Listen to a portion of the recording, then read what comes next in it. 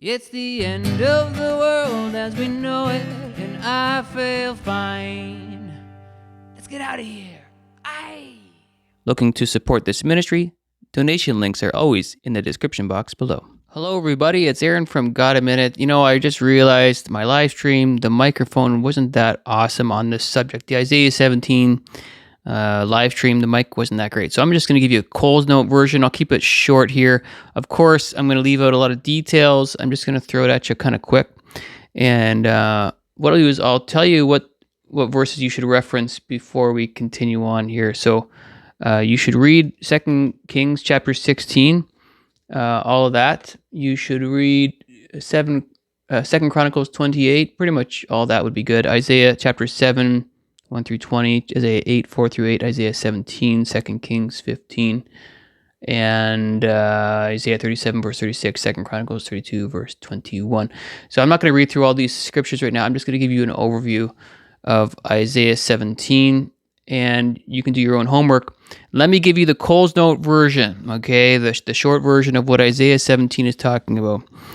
The short answer is Isaiah 17 is talking about a destruction of Damascus and the northern kingdom of Israel. The burden against Damascus, behold, Damascus will cease from being a city. Okay, but wait, the fortress also will cease from Ephraim. That's the northern kingdom of Israel, the kingdom from Damascus, and the remnant of Syria. So Damascus and Syria and Ephraim are a tag team, and they come together, and Assyria comes against these two areas, okay? In that day it shall come to pass that the glory of Jacob will wane and the fatness of his flesh will grow lean. Okay, this is a prophecy against Jacob and Damascus. So let me give you the Coles Note version going back to this map. What we have here is in 735, more or less, what happened was Ephraim and Damascus came together, formed a confederacy, and said, let's go attack Judah, let's take care of them. And so what happened was Judah said, hey, Assyria, can you help me out? Because these guys are attacking me. And Assyria said, okay, we'll do that. And so these guys tag teams, and Assyria ended up taking out Damascus and Ephraim in around 735 BC to 722 BC. That was kind of all complete. So Isaiah 17 essentially has already happened. And if you read Isaiah 7, you'll see the characters of King Tiglath-Pileser III, and you'll also see King Pekah. You'll see King Rezin, and you'll see King Ahaz. And if you look at this genealogy book right here, I'll show you real quick. We've got, so King Pekah. So he was a king in the northern kingdom of Israel, and the northern kingdom eventually fell in 722 by the Assyrians right there. And then when he was king, Ahaz was king in Judah in the southern kingdom, right? So there's Ahaz versus Pekah. Those are the two northern kingdom versus the southern kingdom. Pekah versus Ahaz. That's what Isaiah 17 is about. Ahaz eventually gets replaced with Hezekiah, king for the southern kingdom. And the Assyrian king was Tiglath-Pileser that helped out King Ahaz to come against the northern kingdom and Damascus. So this is the guy that took out Damascus and came against Ephraim in Isaiah 17. So this guy fulfilled Isaiah 17. And then at the end of Isaiah 17, there's some hints about Sennacherib coming against Judah, which came against Hezekiah. When you read that in Isaiah 17, near the end, one of the last verses, then behold, at eventide trouble, and before the morning, he is no more.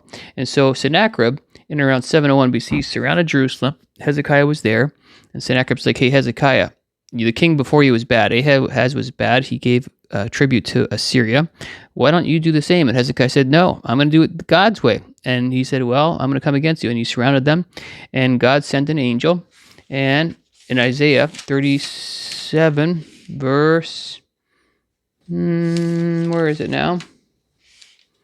No, it's not 37. It is 37, verse 36. Right here. Yep.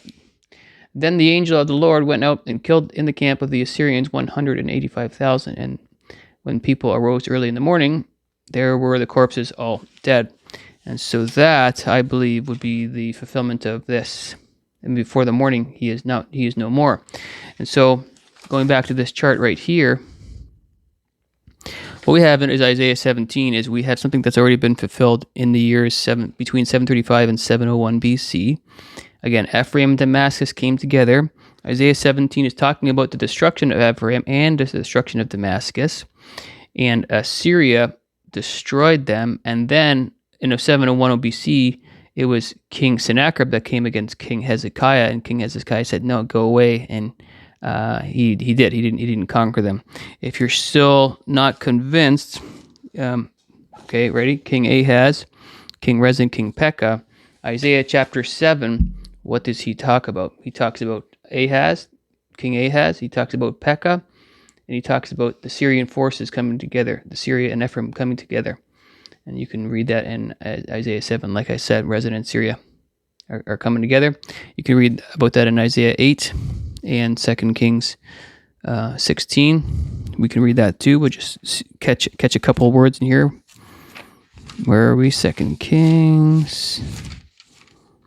Right around here, you'll see Ahaz talking about Pekah. So Pekah and Ahaz, and there's your reference there too. So I just wanted to keep this kind of short. Rezin, king of Syria. So Rezin amalgamated with Pekah right there, right? So the summary is this: Isaiah 17 has already been fulfilled because it's all throughout the history. So again, reference those verses I said to you. We're not waiting for Damascus to be nuked or be bombed.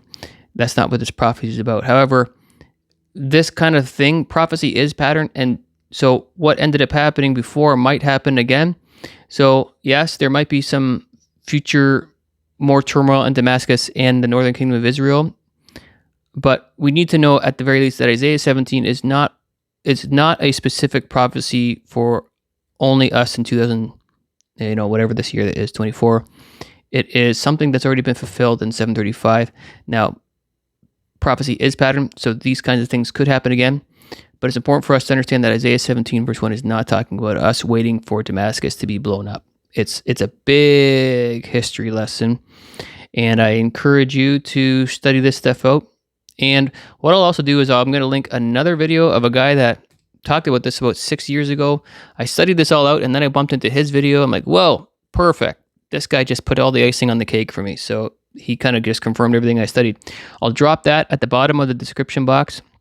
And it just helps to know what we're waiting for. We're waiting for the rapture of the church before the 7 years of Jacob's trouble. And so it's kind of like, what do we look? What do we watch for? I think what we should put more emphasis on is Ezekiel 38, 39, and understand the characters there. So I talked about that in a live stream a few weeks ago. So that would involve Turkey, Russia, Iran, and Sudan and Libya. And they're kind of all they seem to be coming together anyway right now. So this just helps that Isaiah 17 verse 1 is not something we should be, frantically waiting for Rapture Day. I think that's the point here, okay? We're not frantically waiting for Isaiah 17 verse 1 to be fulfilled. Hope that helps. We are one day closer. Go, Jesus, go. Adios, muchachos.